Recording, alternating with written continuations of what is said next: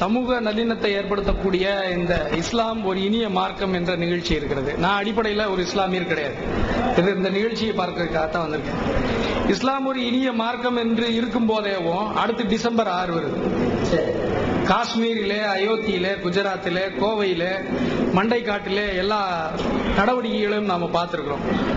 சமூகத்தில் புறச்சூழல் அரசியல் ரீதியாக இஸ்லாமிய அடையாளத்தின் மீது மிகப்பெரிய தாக்குதலை ஒரு அடிப்படைவாத இந்து மத அமைப்பு ஏற்படுத்தி கொண்டிருக்கும் போது இஸ்லாம் ஒரு இனிய மார்க்கமாக இருப்பதற்கு இஸ்லாம் என்ற ஒரு மதத்தை மட்டுமே போதித்துக் கொண்டிருப்பது புறச்சூழலில் இருக்கின்ற இந்த யதார்த்தமான நிலையை கணக்கில் கொள்ளாமல் இருப்பதனால் இது ஒரு இனிய மார்க்கமாக தொடர்ந்து இங்கே நீடித்து செல்ல விடாமல் புறச்சூழல்கள் இருக்கிறது. அந்த அடிப்படையில் அரசியல் ரீதியான பிரச்சனைகள் இங்கு நிறைய இஸ்லாமிய சகோதரர்கள் மீது மத ரீதியான வன்மத்தை அவர்கள் மீது திணிப்பதற்காக தொடர்ந்து இங்கு சம்பவங்கள் நடந்து கொண்டிருக்கின்றன. அதன் மீது கவனத்தை திருப்பாமல் அது சார்ந்து இன்றைக்கு இருக்கின்ற பல்வேறு வகையான பிரச்சனைகளின் மீது, பொது பிரச்சனைகளின் மீது இஸ்லாமிய சகோதரர்கள் தங்களுடைய கருத்துக்களை பதிவு செய்து மற்ற அரசியல் இயக்கங்களோடு தங்களை இணைத்துக் கொள்ளும் போது இந்த வகையான இந்த இனிய மார்க்கத்தை இல்லத்திற்குள் தொடர்ந்து கொண்டு செல்ல முடியும். புறச்சூழலை மோசமாக வைத்துவிட்டு அகத்தில் இஸ்லாமியத்தை காப்பாற்ற வேண்டும் என்று நினைப்பதை நான் அதை தவறாக நான் இந்த இடத்துல நீங்க நினைக்க வேண்டாம். அதை நான் பதிவு செய்ய விரும்புகிறேன். இன்றைக்கு டிசம்பர் 6 யதார்த்தமா இங்க இருக்க சகோதரர்களுக்கு புரியும். தாடி வைத்திருக்கிறவன், குல்லா போட்டிருக்கிறவன் அவனுடைய பண்பாட்டு அடையாளங்களை தாங்கிக் கொண்டு வெளியே செல்ல முடியாது என்ற நிலை என்பது ஏற்பட்டிருக்கிறது. அப்ப அடிப்படையில் குர்ஆனை போதிப்பது மனிதனுடைய பண்பை, நாகரிகத்தை, அவனுடைய வாழ்வியலை செம்மைப்படுத்துவதற்கு உதவியாக இருக்கலாம். அரசியல் ரீதியாக வெளியே இருக்கின்ற பிரச்சனைகளை இளைஞர்களிடம் போதியுங்கள். இன்றைக்கு அவர்கள் நிறைய பிரச்சனைகளோடு இருக்கிறார்கள். அந்த பிரச்சனையில் இருந்ததை தனியாக துண்டாடுவதன் வழியாக இதை ஒரு இனிய மார்க்கமாக தொடர்ந்து கொண்டு செல்ல இயலாது. அமெரிக்க ஏகாதிபத்தியம் இன்றைக்கு செய்திருக்கிற சதிகள் உங்களுக்கு தெரியும். அரபு நாடுகளின் மீது அவர்கள் செய்திருக்கிற மிகப்பெரிய கொடுமைகள் உங்களுக்கு தெரியும். ஆப்கானிஸ்தானுக்கு வரான், ஈராக்குக்கு போறான், லிபியாவுக்கு போறான். அங்கே இருக்கின்ற எண்ணெய் வளத்தை கைப்பற்றுவதற்காக இதற்கு இந்த ஒரு விஷயத்தை வைத்துக் கொண்டு நாம் இவர்களுக்கு விடையளிக்க முடியாது. அப்ப பொலிட்டிக்கலா இன்னைக்கு இருக்கிற வெளியே இருக்கிற புறச்சூழல் scenario has become very serious. அதனால இந்த மார்க்கத்தை தொடர்ந்து நீங்கள் சென்று கொண்டு செல்வதற்காக இங்கே இருக்கின்ற புற ரீதியான அரசியல் சமூக பிரச்சனைகளை கணக்கில் எடுத்துக்கொண்டு இளைஞர்களுக்கு தாங்கள் போதிக்க வேண்டும். சகோதரர் அருமையான ஒரு கருத்து வச்சாங்க. அதுல 2 அம்சங்கள் இருக்கிறது. ஒன்று நீங்க இஸ்லாம் ஒரு இணைய மார்க்கம்ங்கிற மத நல்லிணக்க நிகழ்ச்சியை நடத்துறீங்க, சமூக நல்லிணக்க நிகழ்ச்சி. இதை அக வாழ்க்கையை சரி செய்யக்கூடிய ஒரு பணி ஒரு பக்கம் நடந்தாலும் புற வாழ்க்கை சம்பந்தமா 2 கருத்து அவர் சொல்லக்கூடியது. ஒன்று, அந்த இஸ்லாமியர்கள் பாதிக்கப்படுகிறார்கள் என்பது ஒரு கருத்து. இரண்டாவது, சில இளைஞர்கள் வழிதவறி போகிறார்கள் என்பது ஒரு கருத்து. 2 இருக்குது அதுல. அப்ப இந்த விஷயத்துல இந்த அமைப்பு ஏன் கவனம் செலுத்தல, இஸ்லாம் ஏன் அதை கவனம் செலுத்த விடல என்பதுதான் அவருடைய கோரிக்கை. இஸ்லாத்தை பொறுத்த வரைக்கும் அனைத்திற்கும் தீர்வு சொல்லக்கூடிய ஒரு மார்க்கம். ஒரு மனிதனுடைய வாழ்க்கையில பிறப்பிலிருந்து இறப்பு வரைக்கும் எல்லா தருணத்தையும் அவனுடைய எல்லா சந்தர்ப்பத்தையும் சந்திக்கக்கூடிய வகையில், அதற்கு தீர்வு தரக்கூடிய வகையில் உள்ளதுதான் ஒரு மார்க்கமாக இஸ்லாம் இருக்கிறது. அந்த வகையில சமூக நல்லிணக்கமாக நடத்தி கொண்டிருக்கிற இந்த இஸ்லாம் ஒரு இனிய மார்க்கம் கூட நீங்கள் சொல்லக்கூடிய வகையில் ஒரு புறவழி பாதையிலும் ஒரு கண்ணியத்தை ஏற்படுத்தக்கூடியதாகவும் இருக்கிறது. எப்படி அப்படின்னு கேட்டா, ஒரு காலத்துல ஒரு 15-20 வருஷத்துக்கு முன்னாடி, 10 வருஷத்துக்கு முன்னாடி நீங்க வச்சீங்கனாலும் கூட தாடி வைத்திருப்பவர்கள், தொப்பி போட்டவர்கள் எல்லாம் பார்த்தால் தீவிரவாதத்தோடு சிந்தனையாக பார்க்கக்கூடிய நிலையை அரசாங்கத்துல, காவல்துறையில, பத்திரிகை துறையில இருந்தது. கூட யார்கிட்ட இருந்தது? மக்கள்கிட்ட இருந்தது. அவர்களுக்கு வீடுக்கு வாடகைக்கு தர முடியாம, அவர்கள் நம்பி ஒரு வாடகைக்கு ஆட்டோவோ வண்டியோ வாகனங்களோ எதுவும் தர முடியாம, அவர்களை வேலைக்கு சேர்த்துக் கொள்ள முடியாம ஒரு சூழ்நிலை இருந்தது. அதையெல்லாம் இன்றைக்கு மாற்றி காட்டியதுதான் இந்த இஸ்லாம் ஒரு இணைய மார்க்கம். எங்களுடைய கொள்கை விளங்கிக்கிங்க, எங்களுக்கும் இந்த தீவிரவாதத்துக்கு எந்த சம்பந்தம் இல்லை என்பன பரஸ்பர புரிந்துணர்வு தான் இவ்வளவு பெரிய மாற்றத்தையும் ஏற்படுத்தி கொடுத்திருக்கிறது. இன்னும் சொல்ல போனால் இதே 10 வருஷத்துக்கு முன்னாடி நாங்க நடத்தக்கூடிய இந்த இஸ்லாம் ஒரு இணைய மார்க்கத்துல காலையில 9 மணின்னு போட்டிருப்போம். 1 மணி ஆகும் எல்லா சவர்கள் இருக்கிறதுக்கு. ஒரு 10-15 சவர்கள் வந்துருவாங்க. இன்னைக்கு அப்படியா? 9 மணி, 9:05, 9:10 டாம் எல்லாரும் ஆர்வப்பட்டு வந்து நிக்கிறீங்களே. இதுதான் இந்த சமூக நல்லிணக்கத்தை புற வழியாகவும் அக வழியாகவும் நாங்கள் சரி செய்திருக்கிறோம். இது ஃபர்ஸ்ட் விஷயம். இரண்டாவது, இந்த இளைஞர்களை பொறுத்த வரைக்கும் இந்த அரசியல் ரீதியாக நாங்க என்னென்ன செஞ்சுக்கிட்டு இருக்கிறோம் அப்படின்னு கேட்டா, இஸ்லாத்தில் ஒரு அருமையான தத்துவம் போதிக்கப்பட்டிருக்கிறது. உங்களுக்கு ஏற்படக்கூடிய பாதிப்புகளை நீங்கள் நிவர்த்தி செய்வதற்கு 3 வழிகள் இருக்கிறது. ஒன்னு, மௌனமாக இருந்து நமக்கு சக்தி இல்லை, எதுவும் நம்மளால செய்ய முடியாது, இறைவன் பார்த்துக் கொள்வார் என்று விடுறது. இன்னொன்னு, தடாலடியாக எடுத்து அடிக்கிறது. மூன்றாவது, என் உரிமையை ஏன் பறிச்சீங்க என்று கோரிக்கை வைக்கிறது. இந்த 3க்கும் இஸ்லாத்தில் அனுமதி இருக்கிறது. ஆனால் 3க்கும் வெவ்வேறு சூழ்நிலைகளில் தான் அனுமதி இருக்கிறது. உதாரணத்திற்கு, ஒரு 2 லட்சம் பேர் ஒரு 20 பேரை போட்டு அழிச்சு கொல்ல போறாங்க, இவங்களால ஒண்ணுமே செய்ய முடியாது, அதை ஏற்றுக்கொள்றாங்கன்னா இங்கே மௌனம் தான் வேறு வழி இல்லாமல் போகுது, இதுதான் இருக்குமே தவிர வேற எதுவும் இருக்காது. இந்த சூழ்நிலைக்கு தான் அது எடுபடும். இன்னொரு பக்கம் சரிசமமாக இருக்கும் பொழுது அவர்களை கரத்தால் தாக்கக்கூடிய எந்த விதமான பலம் இல்லாத பொழுது, அப்படி கரத்தால் தாக்கிவிட்டால், அவசரப்பட்டு இந்த முடிவெடுத்தால் நம்முடைய சமுதாயம் எல்லாம் பாதிக்கப்படுவார்கள், இதனால் நம்முடைய சமுதாயத்திற்கு கேடுகட்ட அவப்பெயர்கள் ஏற்படுத்தப்படும், நம் சமுதாயம் எல்லாம் தீவிரவாதிகளாக சித்தரிக்கப்படுவார்கள் என்பதையும் மக்கள்கிட்ட உணர்த்தி இந்த ஒரு இடத்துல குண்டு வைக்கிறது அல்லது குண்டு வைக்கிற மாதிரியான செயல்ல ஏதாவது ஒரு 4 கிறுக்கம் ஈடுபட்டாலும் கூட இது இஸ்லாத்துல இல்ல, இதற்கும் இஸ்லாத்துக்கும் சம்பந்தம் இல்ல, அவ்வாறு செய்வது கண்டிக்கத்தக்கது என்பதை சொல்லி அவர்கள் மீது கடும் நடவடிக்கை எடுக்க வேண்டும் என்பதையும் நாங்கள் வலியுறுத்தி வந்து கொண்டிருக்கின்றோம். இன்னும் சொல்ல போனா, இளைஞர்கள் தங்களுக்கு ஏற்படக்கூடிய, தங்கள் சமுதாயத்திற்கு ஏற்படக்கூடிய பாதிப்புகளில் வன்முறை வழி சென்று விடாமல் சமூக நல்லிணக்கத்தோடு உரிமையை மீட்டெடுப்பதற்குத்தான் இஸ்லாம் ஒரு வழியை சொல்கிறது. ஜிஹாத் என்று சொல்லக்கூடிய வழி. ஜிஹாத் உடனேயே கத்தி சண்டை போடுறது கிடையாது, குண்டு வைக்கிறது கிடையாது. ஜிஹாத் என்றால் முயற்சி செய்தல். என்ன முயற்சி? அதில் சிறந்த முயற்சி என்னவென்றால், அநியாயக்கார அரசனுக்கு முன்னால் நியாயத்தை போதிப்பதுதான் சிறந்த ஜிஹாத் என்று சொல்லப்படுகிறது. அந்த சிறந்த ஜிஹாதா இருக்கக்கூடிய உரிமை கோரல், உரிமை மீட்பு போராட்டங்கள், இதை நாங்கள் செய்து வருகிறோம். இதை நாங்கள் செய்து வருவதன் மூலமாக மக்களுடைய கோபத்தையும் தணித்து எங்கள் உரிமையையும் கண்ணியமான முறையில் மீட்க வேண்டும் என்ற போராட்ட களத்தில் ஈடுபட்டு வரோம். அதன் அடிப்படையில் பார்த்தீங்கன்னு சொன்னா, டிசம்பர் 6 600 ஆண்டுகள் பழமை வாய்ந்த ஒரு பள்ளிவாசல், அந்த 450 ஆண்டுகளுக்கு மேலாக முஸ்லிம்களுடைய பாரம்பரிய சொத்தாக இருந்த ஒரு இறை இல்லம் சிதைக்கப்படுகிறது. அந்த சிதைக்கப்பட்ட நாளான டிசம்பர் 6ஆம் நாளை முன்னிட்டு ஒவ்வொரு வருஷமும் நாங்க போராட்டம் வச்சோம். இதுல எங்கேயும் பதட்டத்தை ஏற்படுத்தக்கூடிய எந்த சாலை மறியல்லையோ குண்டுவெடிப்புகள்லையோ எந்த வாகனங்களை உடைக்கக்கூடிய பணிகளிலோ ஈடுபடாமல் ஒரு கண்ணியமான முறையில ஒரு ஓரத்தில் நின்று கொண்டு அந்த ஆலயத்தை இடித்தவர்கள் மீது கடும் நடவடிக்கை எடுக்க வேண்டும் என்ற கோரிக்கையை வைத்துக் கொண்டு அந்த இழக்கப்பட்ட இடத்தை மீட்க வேண்டும், இதற்கு அரசாங்கம் ஒத்துழைக்க வேண்டும், நீதிமன்றங்கள் சரியான தீர்ப்பு வழங்க வேண்டும்னு போராடிக்கிட்டு வந்தோம். அந்த கோரிக்கையினுடைய இறுதி கட்டத்தில் என்ன ஆயிடுச்சு சொன்னா, கடந்த ஆண்டு அக்டோபர் மாசத்துல ஒரு அலகாபாத் உயர்நீதிமன்றம் ஒரு அநியாயமான தீர்ப்பை வழங்கி, அந்த இடம் முஸ்லிம்களின் பாரம்பரிய சொத்தாக இருந்தாலும் அதை 3 பங்கா பிரிச்சறோம் என்று 3 பங்காக பிரித்த காரணத்தினால் இது எங்களுக்கு நியாயமான தீர்ப்பு வழங்கப்படல. ஆவணங்களின் அடிப்படையிலும் அனுபவ பாத்தியங்களின் அடிப்படையிலும் தான் ஒரு தீர்ப்பு வழங்கப்படணும். ஒருத்தருடைய இடம் என்பதற்கு ஆதாரம் என்பதே அவனுடைய அனுபவ பாத்தியம் தான். 10 வருஷம் யூஸ் பண்ணா, 12 வருஷம் பயன்படுத்தினா, இரண்டாவது அது இவனுடைய சொத்து என்பதற்கான டாக்குமெண்ட். இந்த 2 தான் அடிப்படை. இதுதான் இந்திய சட்டத்தினுடைய உரிமையில் வைக்கப்பட்டிருக்கிறது. நியாயத்தின் அடிப்படையில் தீர்ப்பு வழங்கப்படாமல் நம்பிக்கையின் அடிப்படையில் தீர்ப்பு வழங்கப்பட்டதை எதிர்த்து நாம கடந்த ஜனவரியில ஒரு பெரிய அளவுல தமிழக அளவுல 2 போராட்டங்களை நடத்தி அந்த போராட்டத்தோடு ஒரு முடிவு பெற்றிருக்கிறோம். என்ன முடிவு? இப்பொழுது இந்த வழக்கு உச்ச நீதிமன்றத்துக்கு போயிருக்கிறது. உச்ச நீதிமன்றம் நியாயமான தீர்ப்பு வழங்க வேண்டும். அந்த நியாயமான தீர்ப்பு வழங்காவிட்டால் அடுத்த கட்டமாக இதே உரிமை போராட்டங்களை செய்யலாம். அந்த உரிமை போராட்டங்கள் மூலமாகத்தான் இடித்தவர்கள் மீது நடவடிக்கை எடுக்க கோரி ஆர்ப்பாட்டங்கள் நம்ம செய்ய முடியும். அப்படி செய்வதான் அது அர்த்தம் உள்ளது என்பதை உணர்ந்து நாம அடுத்தடுத்த போராட்டங்கள் செய்யறதில்லை. இருந்தாலும் இளைஞர்களை பொறுத்த வரைக்கும் அவங்க வன்முறை வழிக்கு போயிடக்கூடாது என்பதை மிக தெளிவாக உணர்த்தும் வகையில நாம இளைஞர்களை வைத்துத்தான் இது போன்ற இணைய மார்க்கங்களை நடத்துவது, இரத்த தானங்களை நடத்துவது, ஏதாவது பிரச்சனை வந்தால் சட்டப்படி காவல்துறையை அணுகுவது போன்ற பணிகளை செய்து எந்த சந்தர்ப்பங்களிலும் வன்முறையினுடைய சாயல் கூட வந்துவிடக் கூடாத அளவிற்கு இளைஞர்களை இன்னைக்கு 7-8 லட்சம் இளைஞர்களை கொண்ட அமைப்பாக இந்த தமிழ்நாடு தௌஹீத் ஜமாத் இருக்கிறது. எந்த இளைஞனும் இந்த மாதிரியான பாரதூரமான விஷயத்திற்கு போகாத அளவிற்கு ஒரு பரிசுத்தமான ஒழுக்கமுள்ள இளைஞர்களை வைத்த ஒரு அமைப்பாக நாங்கள் உருவாக்கி இருக்கிறோம். இரண்டாவது, இன்னொன்று நம்ம புரிந்து கொள்ள வேண்டும். நம்ம நாட்டை பொறுத்த வரைக்கும் அரசியல் ரீதியாக இன்னொரு பிரச்சனை இருக்கிறது.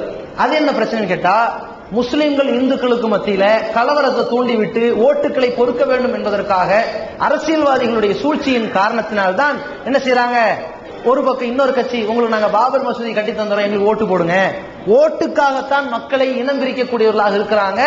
அதன் காரணத்தினாலே சட்டத்துறையிலையும் முஸ்லிம்கள் தீவிரவாதிகள் ஆக்கப்படுகிறார்கள், காவல்துறை சார்பிலும் தீவிரவாதிகளாக முத்திரை குத்தப்படுகிறார்கள், பத்திரிகை துறையிலும் தீவிரவாதிகளாக அவதூறு பரவப்படுகிறார்கள்.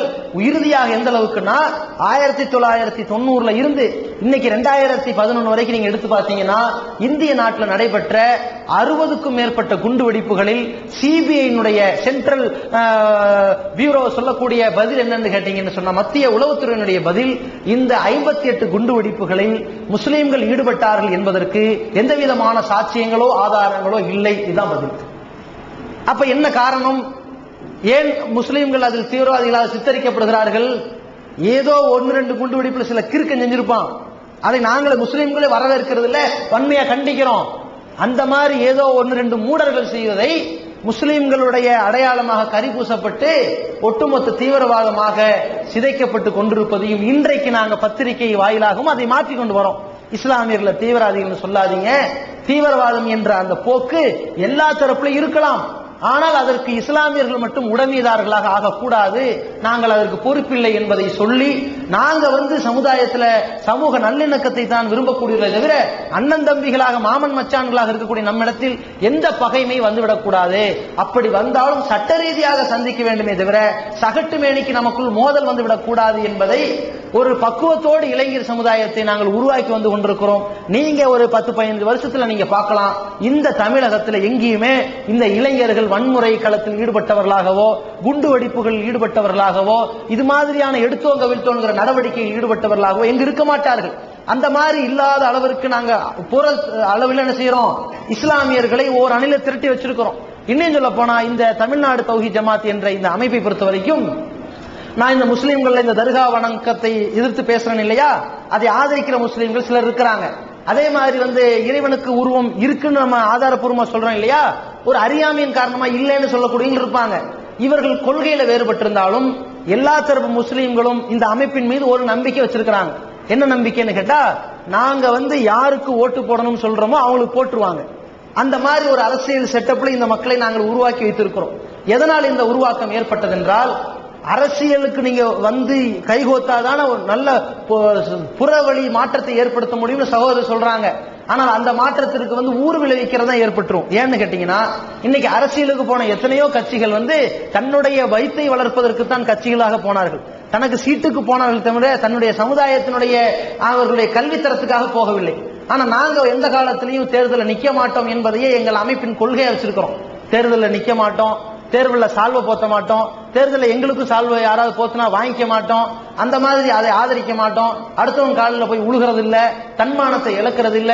அதே நேரத்தில் நியாயத்தின் அடிப்படையில் முஸ்லீம்கள் பின்தங்கி இருக்கிறாங்க, அவர்களுக்கு நீங்க வேற எதுவும் செஞ்சு தர வேண்டாம், எல்லா சமுதாயத்துக்கு இடஒதுக்கீடு இருக்கிற மாதிரி முஸ்லீம்களுக்கு இடஒதுக்கீடு கொடுத்தீங்கன்னா எங்க சமுதாயம் படிப்பாங்க, 4 பேர் டாக்டரா வருவான், 4 பேர் போலீஸா வருவாங்க, கலெக்டரா வரலாம், இப்படி எத்தனையோ வகையான மத்திய மாநில கல்வித்துறைகள்ல முன்னேற்றம் அடைவார்கள் என்பதை மட்டுமே இலக்கா வச்சு எங்களுக்கு ஓட்டு போட்டு நாங்க உங்களுக்கு ஓட்டு போடணும்னா நீங்க எங்களுக்கு இடஒதுக்கீடு தரணும், எங்க சமுதாயம் நல்லா படிக்கணும் என்பதை மட்டுமே ஒரு கோரிக்கையாக வைத்த காரணத்தினால் நாங்க இந்த தடவை திமுக ஓட்டு போடுங்கன்னா திமுக ஜெயிச்சுன்னு அர்த்தம், அதிமுக ஓட்டு போடுங்கன்னா அதிமுக ஜெயிக்குங்கிறோம். அந்த அளவிற்கு எங்களுடைய நிலைப்பாடை எடுத்திருப்போம். ஒரு சில சந்தர்ப்பங்கள்ல ஒரு ஒட்டுமொத்த கோபத்தின் காரணமாக அப்படியே அலையே மாற்றி போகும் இல்லையா, அப்ப கூட நாம என்ன மாட்டோம், எல்லாரும் அதிமுக ஓட்டு போடுறாங்களே நம்ம பேசாம டக்குன்னு ஜெயிக்கிற கட்சிக்கு ஓட்டு போடு, இது மாதிரிலாம் நாங்க மாற மாட்டோம். எங்களுக்கு தேவை வெற்றி தோல்வி அல்ல, நிலைப்பாடு. எங்களுக்கு என்ன தேவைன்னா, நாங்க உதாரணத்துக்கு போன தேர்தலில் கூட என்ன நிலைப்பாடு எடுத்தோம், இடஒதுக்கீட்டை முஸ்லீம்களுக்கு இடஒதுக்கீடு தருவோம் என்று வாயால் சொல்வது எல்லா அரசியல்வாதிகளும் வாயில வடச்சுடலாம், அது பிரச்சனை கிடையாது, தண்ணியில எழுதலாம் பிரச்சனை இல்லை, எழுதணும், அறிக்கையில எழுதணும், எழுத்துப்பூர்வமாக வந்தால் அதை வச்சு கிளைம் பண்ணலாம்ல, நாளைக்கு எழுதி கொடுத்தீங்களா இல்லையா, எழுதி காட்டினீங்களே என்ன நிலைமைன்னு கேட்கலாம். வாயில சொன்னா கேட்க இயலாதுங்கிறதுனால தான் பார்த்தோம், யார் எழுத்தா தருகிறார்களோ அவர்களை ஆதரிப்போம் முடிவெடுத்தோம். திமுக தரப்புல எழுதா தந்தாங்க, அவங்கள ஆதரிச்சு நாங்க வேலை செஞ்சோம். ஆனால் அது இப்ப தோல்வி அடைந்திருந்தாலும் நாங்க வேலை செய்த அதிகமான பகுதிகளில் வெற்றி வாய்ப்பையும் அதிகமான பெரும்பான்மை ஓட்டுகளை பெற்றிருக்கிறது. இருந்தாலுமே நாங்க இதை வெற்றி தோல்விக்கு நாங்க இதை அளவுகோலா வைக்க மாட்டோம். எங்க நிலைப்பாடு சரியா? ஏன்னா மக்கள் அதைத்தானே பார்ப்பாங்க. ஜெயிக்க போற கட்சிக்கு ஓட்டு போறது பெரிய திறமை அல்ல. எல்லாரும் ஜெயிக்க, இப்ப உதாரணத்துக்கு அப்படி கூட வேண்டியது இல்ல, யாருக்கும் ஓட்டு போட்டுறது, ஜெயிச்ச பிறகு நான் இவனுக்கு தான் ஓட்டு போட்டேன்னு சொல்லிக்கலாம் செய்யலாம்ல, அது பெரிய திறமை இல்ல. யாருக்கு ஓட்டு போடுகிறோம், எதன் அடிப்படையில் ஓட்டு போடுகிறோம் என்பதுதான் முக்கியம். அப்ப இன்னைக்கு கூட பல பேர் ஆஹா இவங்க சொன்ன மாதிரியே ஓட்டு போட்டிருக்கலாம், இன்னைக்கு பாரு இப்படி இருக்குன்னு வருத்தப்படுற சமுதாயம் ஒரு பக்கம் இருக்கிறாங்க, அது ஒரு விஷயம். ஆனால் எங்கள் நிலைப்பாடு சரியாக இருக்கணுங்கிற அடிப்படையில அரசியல் ரீதியாகவும் இந்த சமுதாயத்தை வன்முறை வலிக்கும் போயிடாம, அரசியல் சாயம் பூசப்பட்டு ஒரு அணியாக போய் அது ஒரு சிறுபான்மை சமுதாயமாகவோ அல்லது அது சமுதாயத்தில் செல்லா காசு மாதிரியும் போயிடாம, அதுவும் கூனி குறுகி தன்மானத்தை இழக்கிற மாதிரியும் போயிடாம, தன்னிச்சு நெஞ்ச நிமிர்த்தி எல்லா களத்திலையும் நிக்கிற அளவிற்கு போராட்ட களத்திலையும் ஆர்ப்பாட்டங்கள் சமூக உரிமை அமைதி போராட்டங்களை நிக்கிற மாதிரியும் அதே போல ஆன்மீக போதனைகளை நிக்கிற மாதிரியும் எல்லா தரப்புலையும் நாங்க உருவாக்கிட்டு வரோம். இதுல மட்டும் இல்ல, பிரச்சாரத்துல மட்டும் இல்ல. உதாரணத்துக்கு சொல்வதா இருந்தால் முந்தா நாள் தான், ஒரு 4 நாளைக்கு முன்னாடி சென்னையில தன்னார்வ ரத்த தான முகாமுக்கான விருதுகள் வழங்கப்படுகிறது. இந்த தமிழ்நாடு தௌஹீத் ஜமாத்தினுடைய அமைப்பு மட்டும் தமிழகத்தில் 9420 ரத்த தான முகாம்கள் மூலம் ரத்த தான கொடையாளர்கள் வைத்து ரத்த தானம் கொடுத்திருக்கிறார்கள் என்று தமிழகத்தில் ரத்த தானம் செய்த அனைத்து சங்கங்கள், அனைத்து மத அமைப்புகளில் தமிழ்நாடு தௌஹீத் ஜமாத் முதலிடம் பெற்றிருக்கிறது. அப்ப இந்த அளவிற்கு முதலிடம் பெற்றதுக்கு என்ன காரணம்?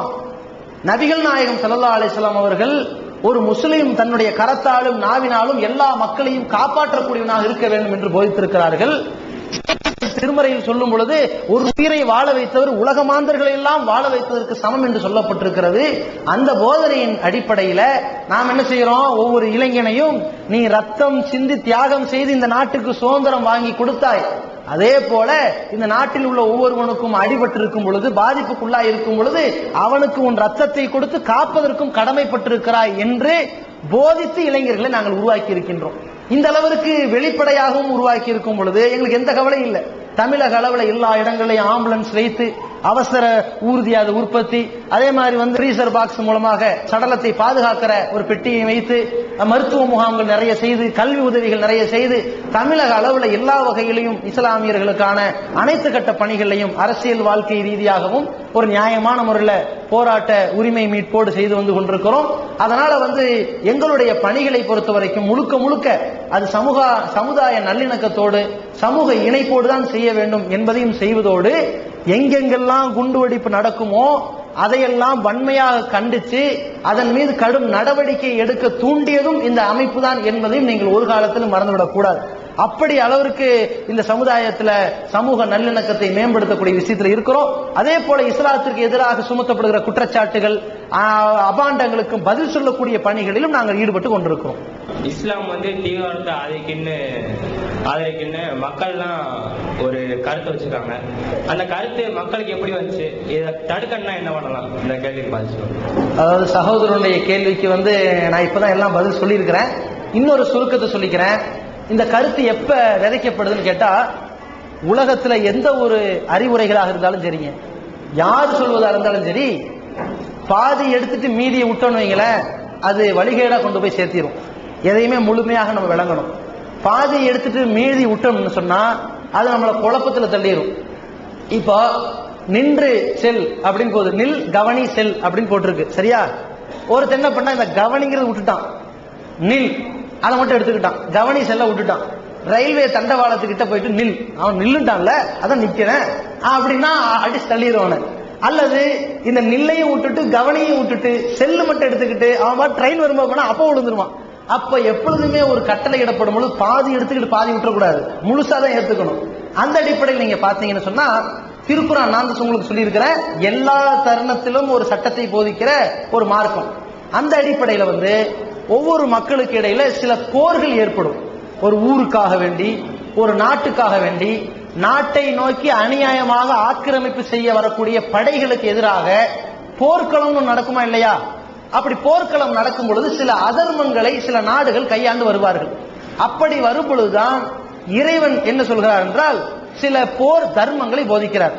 போர்க்களம் அன்றைய காலங்களில் நடக்கும் பொழுது நீங்க போர்க்களத்துல போய் கலந்து கொள்ள வேண்டிய சூழ்நிலை வந்தால், இதான் சட்டங்க, போர்க்களத்துல கலந்து கொள்ள வேண்டிய சூழ்நிலை வந்தால் அதுல பெண்களை கொல்லாதீங்க. உங்க எதிரிதான் போர்க்களத்தில் நின்னாலும் யாரை கொல்லக்கூடாது? பெண்களை கொல்லக்கூடாது. சிறுவர்களை கொல்லாதீர்கள். அவர்களுடைய ஏரி குளங்கள் நீர்நிலைகளை அழிச்சிடாதீங்க. அந்த மாதிரி அவர்களுடைய இதை சேதப்படுத்தாதீங்க என்றெல்லாம் சொல்லப்படுது. அதே மாதிரி இந்த மாதிரி சொல்லப்படுகின்ற சட்டத்திற்கு முன்னாடி என்ன இருந்துச்சுன்னு கேட்டா, இது போன்ற போர்க்களம் நீங்க அந்த நாட்டை சூறையாடி இருக்கிற பெண்களுடைய மானத்தை எல்லாம் பங்கப்படுத்தி குழந்தைகளை எல்லாம் கொன்று குவிச்சு, அதே போல அங்க இருக்கிற நீர்நிலைகளை எல்லாம் நாசமாக்கி அங்க இருக்கிற கால்நடைகளை எல்லாம் கொன்று சேதமாக்கிட்டு போயிடுவாங்க. அதையெல்லாம் மாற்றுவதற்கு இறைவன் போர்னுடைய யுத்த தர்மத்தை போதிக்கிறார். எல்லா தருணத்தையும் சொல்லத்தானே செய்யணும். இப்ப இந்திய நாட்டின் சட்டம் இருக்குது, இந்த பணி செய்தால் இவ்வளவு பரிசு கொடுங்க, இந்த பணி செய்தால் இவ்வளவு சம்பளம் கொடுங்க என்று மட்டுமா சொல்லப்பட்டிருக்கு? திருடுனா இவனுக்கு இந்த செக்ஷன்ல தண்டனை, கொலை செஞ்சா இந்த செக்ஷன்ல தண்டனை சொல்லப்பட்டதான் இருக்குது. இது போக இவனுக்கு இப்படி எல்லாம் சொல்லப்பட்ட இவனை கொண்டு போய் கார்கில் இடத்துல போய் நிக்கிறான். கார்கில் இடத்துல நிக்கும் பொழுது யாரையும் கை நீட்டி அடிச்சிடான்னு சொல்லப்படுமா? அல்லது பாகிஸ்தான்காரன் வந்தா கண்டமேனிக்கு மிதி சுடுன்னு சொல்லப்படுமா? மிதின்னு தான் சொல்லப்படும். ஏன்? அது எல்லை பாதுகாக்கிற போர். யாரா இருந்தாலும் மனித குலம் தன்னை காத்துக் கொள்வதற்கு ஒரு யுத்தத்தை சந்திக்க நேரிட்டால் செஞ்சுதான் ஆகணும். ஆனா ஏனதானும் செஞ்சிடாம ஒரு முறைப்படி செய்யணும்னு ஒன்று இருக்கிறது. அப்ப இந்திய நாடு ஒரு பாகிஸ்தானோடு போரிடும் போது என்ன முறை கையாளுகிறதோ அது மாதிரி உலகளாவிய அளவுல மனித குலத்திற்கு பயன்படுகிற மாதிரி போர் தர்மத்தை இஸ்லாம் குர்ஆன்ல சொல்கிறது. போர்னா விடிய பிறந்ததுல இருந்து எல்லாம் சாகிறதுக்கு போரா செய்ய சொல்லுது இல்ல. போர் செய்கிற வாய்ப்பு நேரம் வந்தால் அதுலயும் கரெக்டா செய்யும் சொல்லப்படுது. நீங்க ஒரு கடவுளை நம்புறீங்க, அந்த கொள்கையை ஏற்றுக்கொண்டதற்காக ஒரு ஊர்ல நீங்க இருக்கும் பொழுது உங்களை அடிக்கிறாங்கன்னு வச்சுக்கோங்க, உங்களால முடிஞ்சா பொறுமை காத்துக் கொள்ளுங்கள். அதுவும் முடியல, சரி நீங்க பாக்குறீங்க நம்மள ஏறி மிதிக்கிறாங்க, ரொம்ப கொடுமைப்படுத்துறாங்க, என்னடா செய்யலாம்? அவங்களை விட நீங்க ரொம்ப எண்ணிக்கையில குறைவா இருந்தீங்கன்னா அந்த ஊரை விட்டு நீங்க காலி பண்ணி வெளியூருக்கு போயிருங்க. என்னவெல்லாம் சொல்லிக்கிட்டு எப்படி படிப்படியா சொல்லுதுன்னு பாருங்க. வெளியூருக்கு போயிருங்க. வெளியூருக்கு போனதுக்கு பிறகு உங்களை தேடி வந்து மிதிக்கிறான். அப்ப என்ன செய்யணும்னா, அப்ப நீங்க திருப்பி அடிங்க. ஒருவேளை அவன் சமாதானத்துக்கு வந்தா சமாதானம் ஆயிருங்க. இரண்டாவது அவனுக்கு ஏற்றுக்கொள்ளுங்கள். இரண்டாவது அப்படி சமாதானம் ஆகல, சண்டையிட்டான்னு சொன்னா, அப்படி சண்டையிடும் பொழுது அவர்களுடைய பெண்களை கொன்றாதீங்க, குழந்தைகளை கொன்றாதீங்க என்றெல்லாம் இந்த யுத்த தர்மத்தை சொல்லக்கூடிய ஒரு மார்க்கமாக அதில் ஒரு போதனை இருக்கிறது. சிலர் என்ன பண்ணிக்கிறாங்கன்னா, இந்த யுத்த களத்தில் எதிரிகளை கொள்ளுங்கள் வந்திருக்குல்ல, இந்த வசனத்தில் பார்த்தீர்களா, எதிரிகளை கொள்ளுங்கள் சொல்லியிருக்காங்க, பத்திரிக்கை அதாலத்தை கொள்றாங்க என்ற ஒரு தப்பான அபிப்பிராயத்தை கொண்டு வந்து விட்டார்கள். ஆனால் இஸ்லாத்தை பொறுத்த வரைக்கும் எதை எதை எங்க எப்படி செய்யணுமோ அதை அங்கதான் செய்யணும். நீங்கள் விவாகரத்து செய்யும் பொழுது இவ்வளவு ரூபாய் ஜீவனாம்சம் கொடுங்க அப்படின்னு சொல்லப்படுது. அவங்களுக்கு தேவையான ஜீவனாம்சம் கொடுங்க. ஒரு 18 வயசு பையன் சொல்றான், கல்யாணமே ஆகல, நான் எத்தனை ரூபாய் ஜீவனாம்சம் கொடுக்கணும்? நீ எப்ப கொடுக்கணும்? நீ கொடுக்க வேண்டியது இல்லையப்பா. இல்ல, இறைவன் ஜீவனாம்சம் கொடுக்க சொல்லியிருக்கிறாரு. எப்ப சொல்லியிருக்காரு?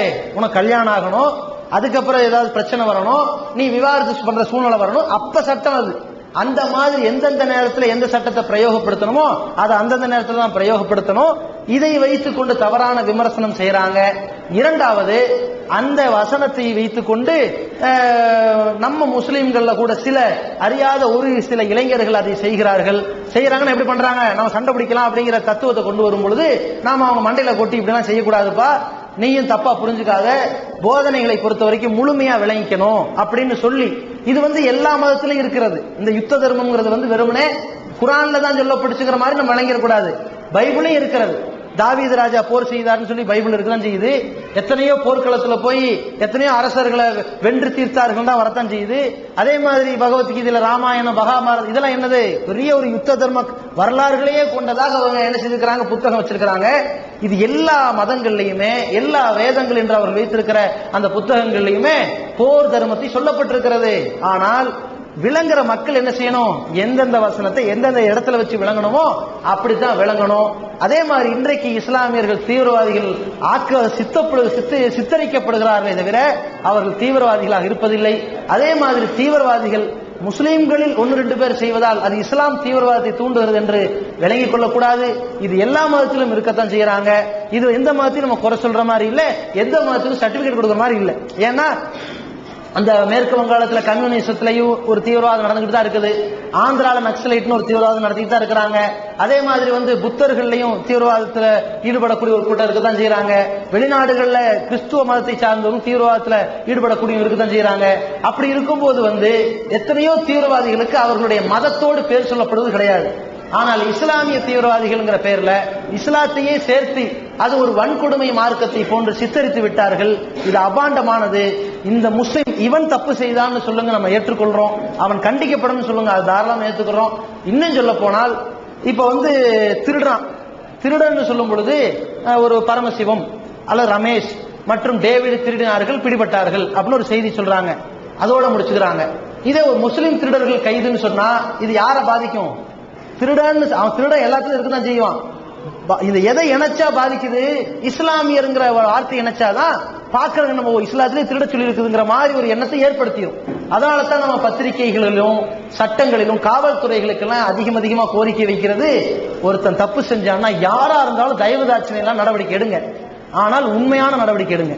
போலி நடவடிக்கைங்கிற பேர்ல, பொய் வழக்குங்கிற பேர்ல இஸ்லாமியர்கள் மீது காழ்ப்புணர்ச்சியின் பேர்ல செய்யாதீங்கன்னு நம்ம சொல்றோம். ஏன்னா இன்னைக்கு நம்ம நாட்டில் கண்கூடா பாக்குறோம் எந்த அளவிற்கு. குஜராத்ல நரேந்திர மோடி தலைமையில ஒரு 4 முஸ்லிம் சகோதரர்களை என்கவுண்டர் பண்ணாங்க இல்லையா? அவர்கள் அவங்க தப்பு செஞ்சாங்க, கலவரத்தில் ஈடுபட்டாங்க, தீவிரவாதிகள். அதனால அவர்களை நாங்க சுட்டு கொன்னுட்டோம், என்கவுண்டர் பண்ணிட்டோம் அப்படின்னாங்க. இப்போ அது தெஹல்கா இணையதளம் அதை பட்டவர்த்தனமாக்கி அது போலி என்கவுண்டர், இவங்க சதியாகத்தான் கொண்டிருக்கிறார்கள், அவர்கள் அப்பாவிகள் இப்ப நிரூபணம் ஆயிருக்கு. இப்ப நீதிமன்றத்தில் வழக்கு ஒரு உச்சகட்டத்துக்கு வந்திருக்குது இல்லையா? அந்த மாதிரி எத்தனையோ இடங்கள்ல அப்பாவிகள் பாதிக்கப்படுறாங்க. அந்த அப்பாவிகளும் பாதிக்கப்படுவதோடு இந்த மார்க்கமும் அங்கே பலியாகி கொண்டிருக்கிறது. இதிலிருந்து இந்து கிறிஸ்துவ சகோதரர்கள் என்ன புரிந்து கொள்ளணும்னா, தப்பு செய்யறவன் எங்கேயும் இருப்பான். அதனால் அந்த மார்க்கத்திற்கு அவப்பெயர் இடக்கூடாது என்பதை தெளிவாக புரிந்து கொள்ள வேண்டும். ஏற்றுக்கொண்டவர்கள் அனைவரும் ஒன்று என்று சொல்கிறது, ஆனால் உங்களில் பல பிரிவுகளாக உள்ளனர், அது ஏன்? அதாவது இஸ்லாத்துல எல்லாரும் ஒன்னா இருக்கிறோம் அப்படின்னு சொல்றீங்களே, உங்களையே பல பிரிவு இருக்கிறான்னு கேட்கிறாங்க. அதுதான் பகுத்தறிவு நம்ம மனுஷனுக்கு வழங்கப்பட்டதுக்கு அடையாளமே. ஒரு மனிதனுக்கு பகுத்தறிவு வழங்கப்பட்டிருக்கிறதுனால, அவன் சிந்திக்கக்கூடியவனாக இருக்கிறதுனால எல்லோரும் ஒரே கொள்கையின் பக்கம் இணைய முடியாது. எல்லோரும் ஒரே கொள்கையின் பக்கம் இணையணும்னு சொன்னா அவன் சிந்திச்சு சரியானதை தேர்வு செய்ய வேண்டிய கடமை அவன்கிட்ட இருக்கிறது. ஆனா எல்லோரையும் ஒரே கொள்கையின் பக்கம் இணையறதுக்கு நம்ம என்ன செய்ய முடியாது? கட்டாயப்படுத்தவும் முடியாது. சொல்லத்தான் நம்மளால முடியும். இறைவன் நாடினால் அதை ஒரு கொள்கையில் உள்ளவர்களாக ஆக்க முடியும்.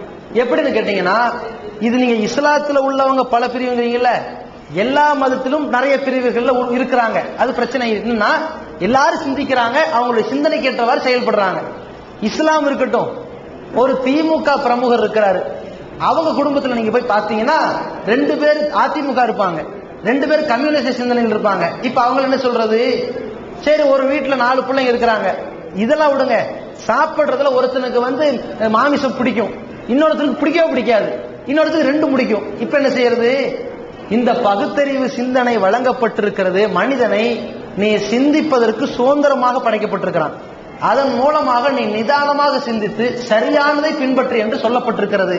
சரியானது இது என்று ஒரு அறிவுபூர்வமாக ஆதாரபூர்வமாக சொல்வது மட்டும்தான் இன்னொரு மக்களுக்கு கடமையே தவிர அதன் பக்கம் கட்டாயப்படுத்துறது எங்க கடமை கிடையாது. அப்ப நம்ம இஸ்லாமியர்களா ஒன்று நம்ம எதுக்கு சொல்றோம்னா, ஒரு மார்க்கத்தால் ஒன்று என்று சொல்லலாமே தவிர அவர்களுடைய விளங்கிய தன்மையில் வேறுபட்டிருக்கலாம்.